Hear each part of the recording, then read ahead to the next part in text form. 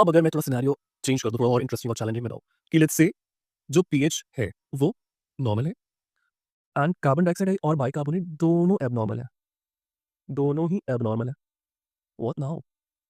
और अगर तीनों pH, carbon dioxide and bicarbonate तीनों ही एबनॉर्मल है, now what? Compensation will come into play now. तो मैंने बताया था याद है स्टार्टिंग में कि ये दोनों एक दूसरे से बहुत प्यार करते हैं, एक को प्रॉब्लम होगी दूसरा कोशिश करेगा बचाने की। अगर प्रॉब्लम रेस्पिरेटरी है तो कौन बचाने आएगा? मेटाबॉलिक आएगा बचाने। और अगर प्रॉब्लम मेटाबॉलिक होती तो कौन बचाने आता? तो रेस्पिरेटरी आता बचाने। अभी हम वो आगे देखेंगे। अब हम देखेंगे इस केस में कि जो प्रॉब्लम हो रही है वो क्या है? रेस्पिरेटरी एसिडोसिस है या फिर रेस्पिरेटरी अल्कलोसिस है?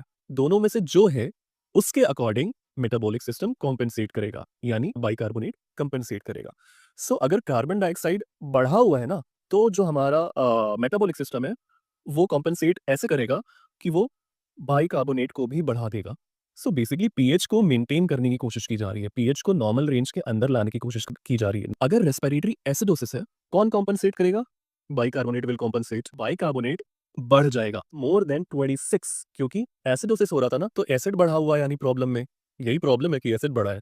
तो अब हम बेस बढ़ा देंगे ताकि न्यूट्रलाइज हो जाए एक तरीके से, मतलब पीएच को मेंटेन कर पाए। And in the second case respiratory alkalosis, जो बाइकार्बोनेट है वो अपने आप को कम कर लेगा, 22 से कम कर लेगा। रेस्पिरेटरी अल्कलोसिस मतलब ऑलरेडी जो एसिड है वो कम है, तो बेस ज्यादा लगेगा ना, मतलब ज्यादा फील होगा, कह लो ऐसे।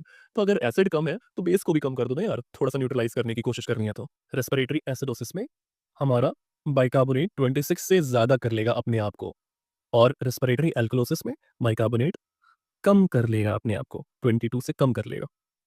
In the same way the second scenario जहां प्रॉब्लम मेटाबॉलिक है, वहां बचाने आएगा रेस्पिरेटरी।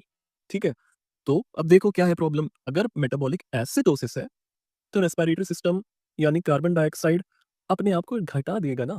कार्बन डाइऑक्साइड एसिड की तरह बिहेव कर रहा था, अब यहाँ प्रॉब्लम ही पहली हमारी एसिडोसिस है, तो जो हमारा रेस्पिरेटरी सिस्टम यानी कार्बन डाइऑक्साइड है वो कॉम्पेंसेट करेगा।